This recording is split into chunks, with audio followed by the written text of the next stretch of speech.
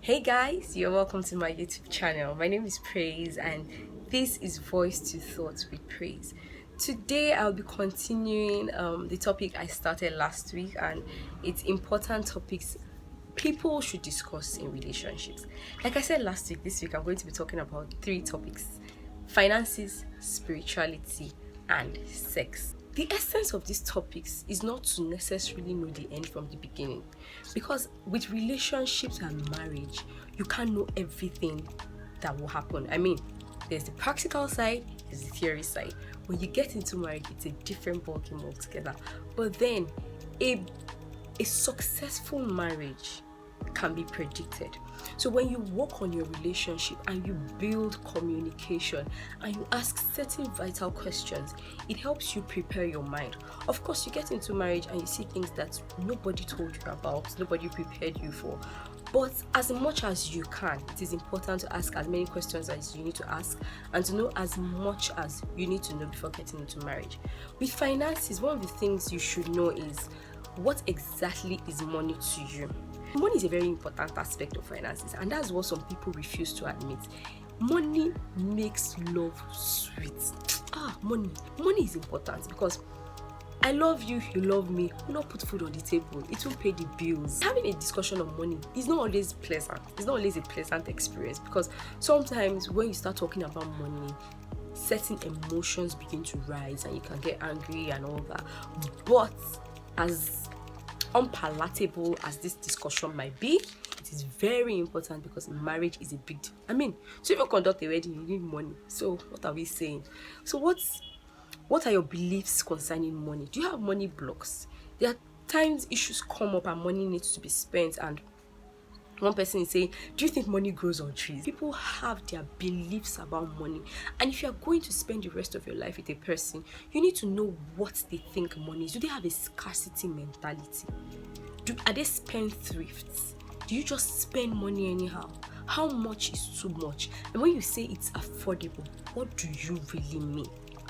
There are some ladies who believe that my money is my money and your money is our money. Is that the kind of lady you are in a relationship with? Do you agree? Because the truth is, there are some men who also like the idea of being the sole providers of the family. So do you agree that, all right, in this family, I'm the sole, as a man, it is my duty to provide? Or are you the kind of guy in this instance who believes that, no, I don't want to marry a liability. If I'm bringing 50%, you are bringing 50%. You guys need to have these conversations. You need to understand their beliefs and know what to do about it, how to deal with it, how to correct it, or how to, compromise yourself to fit into that belief. What is your savings culture? As a single person, do you even have a savings account? Or you're one of those people who expect that once you get married, the spirit of savings will fall upon you and you start saving? How transparent are you with money and how you spend money? How transparent are they with you money wise? So I know some people who say, I can't tell my woman how much I earn, because it leads to disrespect, or it leads to some kind of expectations that I'm not ready to fulfill. So can you trust yourselves with money? So this issue of joint accounts has a way of causing serious problems in marriages.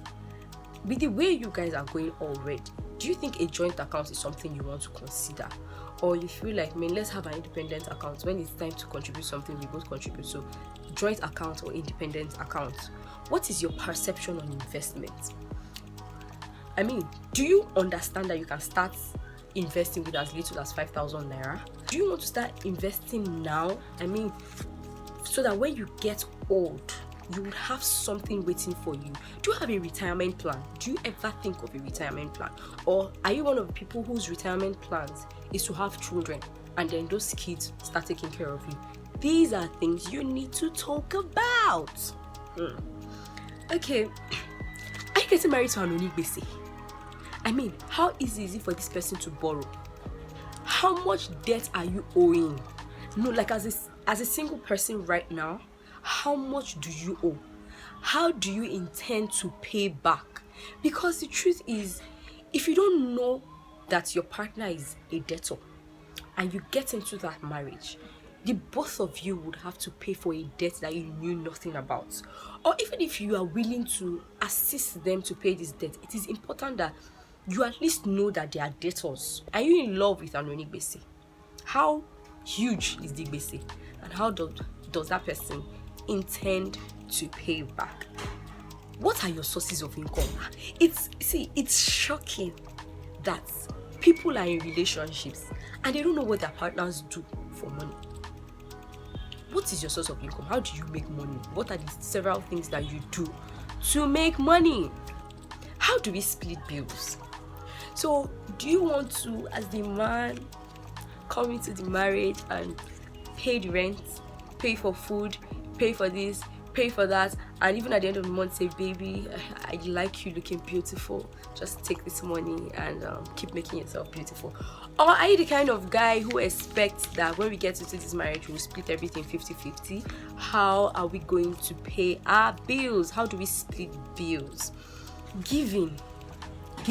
Are you a giver? I mean, how do we give to charity, to our parents? Because it's important to give to parents. If you didn't know that before, please know that now. So how do we give to parents? What do we give to our parents? Do we give your parents the same thing we give my parents? Or do you want to especially take care of your parents and I take care of my parents? When it comes to relatives, do you have relatives who you are obliged to pay their school fees? I mean, so that I know. So the next thing that couples need to really talk about is spirituality. What are your spiritual inclinations? Are you Christian? No, definitely. Like, you don't need to be asking, are you Christian? If you are dating, you should know if this person is Christian or not. But then, do we match? Are we a match? What are your spiritual beliefs? Because the fact that the both of you are even Christian doesn't mean that you have the same spiritual beliefs, okay?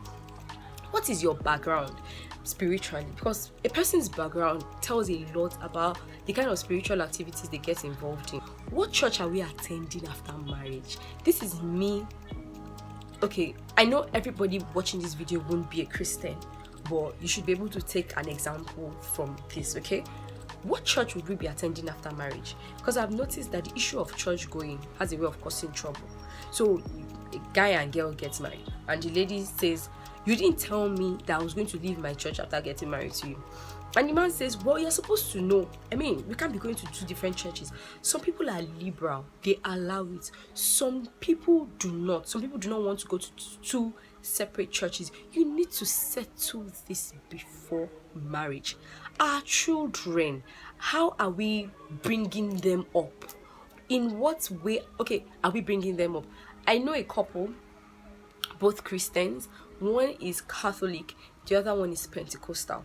Now, when the children were born, they did a Pentecostal dedication in church, and then they did baptism in Catholic church. And they said when the kids grow up, want them to be able to choose whatever they want. Whereas there are some people who say, as long as I am the one who gave birth to this child, when this child grows up, he must be this. So in what way do you want to bring up your children? You need to discuss that and finalize that. So on to the next topic, which is the babanla, the topic of sex. Sex is very important in relationships, and if you are planning to get married and you do not have sex on your mind, marriage is not for you. It's not a matter of probability. Marriage is not for you. Now, with the questions I'm going to be talking about with regards to sex, I'm going to be going by the assumption that neither of you have had sex before and both of you are waiting for marriage to explore. So it means you don't have prior experience, but you would get married and be sexually active. These are, if you fall into this category, these are very important questions that the both of you would need to sit down and talk about. Now, if you are the kind of person who has never had sex before marriage, or maybe you've never had sex with the person you want to get married to, and the both of you are deciding to be celibate till after marriage, you would have to be patient with each other. you'd have to get to the point where you can communicate effectively with each other concerning things like this without having to cringe. Because if you have never done it before, you don't have experience, but you have expectations, you have fantasies, you have ideas, you heard things, you've read things, and you feel like, okay, this is how it should be. You need to clear it out with each other so that when you get married, you don't get disappointed. And from my findings, one of the greatest disappointments with regards to sex in marriage starts on the wedding night. So, for example, the lady expects that on the wedding night, my God, I have waited and I'm going to eat the fruit of my labor. And the man feels like, okay, well, wedding night, I want to give this baby a good treat, so I don't think wedding night will be the first, has to be our first night. Maybe we'll just sleep through the wedding night. And you do not communicate. You discover that after the wedding, you are in the hotel room. The guy is like, I need to sleep. And the woman is, what's wrong with this guy? No action, nothing.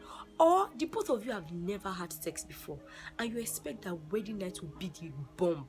That is unreasonable expectations, because you can never just all of a sudden become a pro at something that you have never done.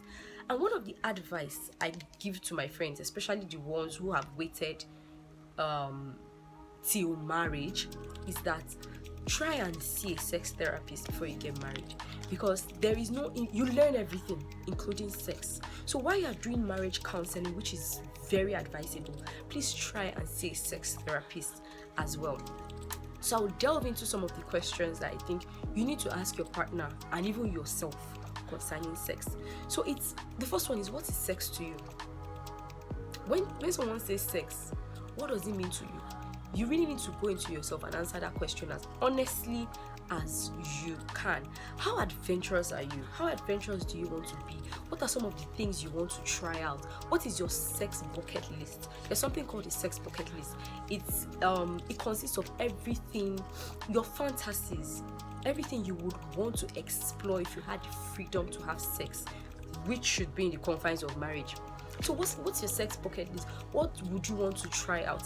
Imagine you have read Mills and Bones, Harley Quinn series, and you feel like, man, one of the things I want to do with regards to sex before I die is that I would like to do it in a field with the sky as my blanket, just me and you bonding with Mother Earth. And the guy is like, I beg, please, what's wrong with you? Waiting do bed, waiting do chair. We will leave bed and chair and go to the mud, to the floor. Like, what are you thinking? These are things you need to clear out, because sexual dissatisfaction in marriage, it leads to a unique kind of frustration. You don't want to find yourself in that kind of rope, especially if you are the kind of person who is committed to that relationship and you have vowed to yourself that you will never cheat. You'll be frustrated in this life. Sexual frustration is bad for the health, it's bad for your spiritual life. In case you think you are a very spiritual person and you cannot talk about sex, wait till you get married and you are frustrated sexually. You will know that it does not solve your spiritual problem. So I encourage people in relationships, please talk about these things. Avoid disappointment. Many of the things people going through in marriages could have been avoided. So are you into toys? So you need to hold on before you answer this question. Don't cringe, because people say toys and everybody's like, oh, God forbid, oh, I cover myself. Keep covering yourself. What do you know about toys? Have you researched it? Have you read on it? So you are seeing handcuffs, and the first thing that comes to your head is sadomasochism. I used to be like that as well until I spoke with someone, and man, my mind was blown. So you are watching movies and you are seeing them pouring candle on their partner. You do not know, because you have not gone to learn. You have not gone to seek knowledge. You do not know that they are sex candles. You can't buy candle from a bouquet, or at best go to the supermarket and buy scented candles and be pouring it on your partner. You will hurt them. If you do not find out, if you do not read, if you do not study, you cannot know. Do you get? I think a lot of people are too spiritual with this issue of sex. It is, for Christ's sake, how did you come to this earth? Wasn't it because two people came together and had sex and gave birth to you? So why don't you are going into marriage and you know that one of the major things you will do is sex. I know people who have told me that if not for sex, I won't go into marriage, because they already know that they can't have sex outside the confines of marriage. So one of the major reasons why they go into marriage is sex. So why not talk about it and clear this thing? So read, understand. Are you into toys? Would you be open to learning about them? Even when you've learned about them, would you still be open? So those are questions you need to ask. Are you into fore and after play? So I was having a conversation with a man, and he said he doesn't believe in foreplay. And when he gets married, they go straight to the action. You go straight, you come out, you sleep off. And that one now, we go and be dating a girl that believes that this guy will make me feel, this guy will, I don't even have words. I don't even have words to describe what I want to say right now. But I mean, that girl has that kind of fantasy, and here is this man saying, I don't believe in foreplay. Do you know the importance of foreplay? Do you know the biological relevance of foreplay? Read, you will read. Don't worry, God will come down and teach you everything when He has already put that wisdom in people. So, do you believe in fore and after play? Would you be okay with a timetable? The first time I heard this question, I felt, what? After all this timetable? No way. But the reality of adult life is that adult life is busy and can be very stressful. And if you are not deliberate about certain things, you will wake up one morning and discover that after 6 months, I haven't touched my wife. So it might be something you might end up not having a timetable, but would you even be open to having one? These are things you need to discuss with the person that you hope to get married to. Are we on the same page with our fantasies? So I'm feeling like, oh my God, this is what I want. This is what I can't wait to do this. I'm filling up my buckets. I'm filling up my bucket with lists. And the person I'm with is just like, man, he's not even on the same page with me. Are we on the same page with our fantasies? If you're asking that question, it means that you already know what your fantasies are. Sexual history. What's your body count? How many people have you slept with? What are the past pregnancies? Have you had any sexually transmitted disease in the past? You should know, so that you don't carry what is not yours to carry. At least expect that you should be open enough with each other.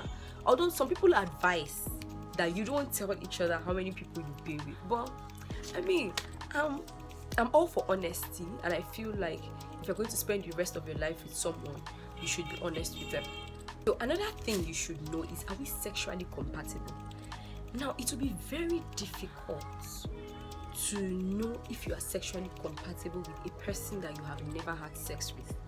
And that is why patience will be required. Openness and honesty will be required. Because as a couple that has never had sex, you have more work to do than a couple who already know themselves, and it will take time.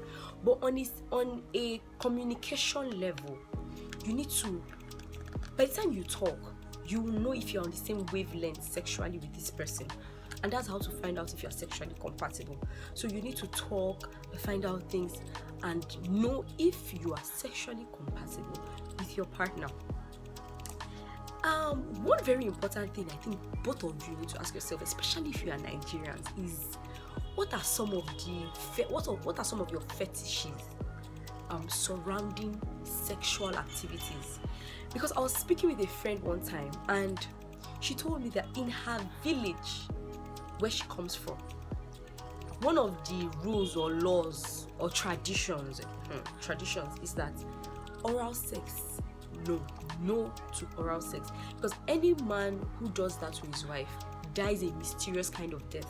Like, the death is special in such a way that once he dies that way, they know that, okay, this man had oral sex with his wife. Or if the woman dies this way, she had oral sex with her husband. So you need to know where this person is coming from. Like, your village, I don't even know why elders will sit down. How did their mind go there? How?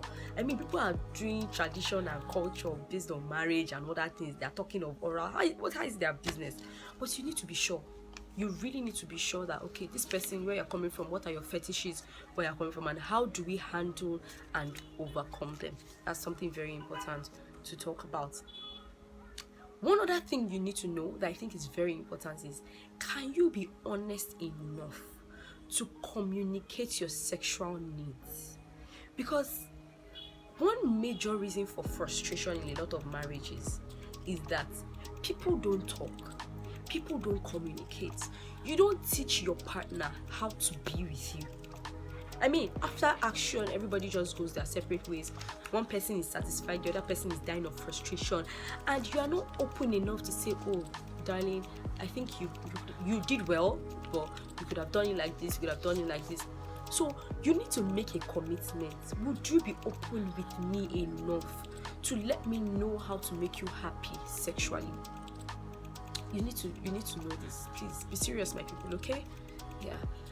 If I'm not satisfying you, would you be open enough to communicate it with me? Or would you take the option of going to get it somewhere else? A lot of people find it difficult to communicate. And I feel like I don't understand why you get married to somebody who you cannot communicate sex with. Last but not the least, would you be willing to seek professional help?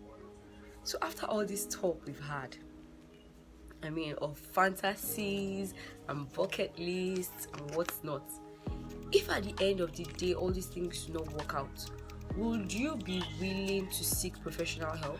Because I mean, like I said at the beginning, there are people who are sex therapists.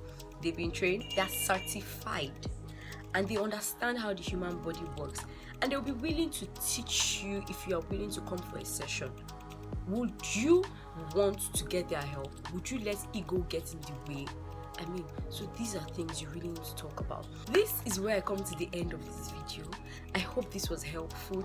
If you have questions, if you have, observations, or you have divergent views, I would love to hear them. Please leave your comments in the comment section, or slide into my DM. I'll be willing to have a conversation with you, and we see where this leads. Thank you so much for watching my video. I hope this was helpful and I hope you enjoyed. Please don't be selfish with this. Share amongst your friends, your relatives, even your church members that need to hear this, please, or your mosque members or your shrine members. Whoever needs to hear this, just share it with them. Don't forget to like, to share, and to subscribe. I will be here again sometime soon. Thank you so much.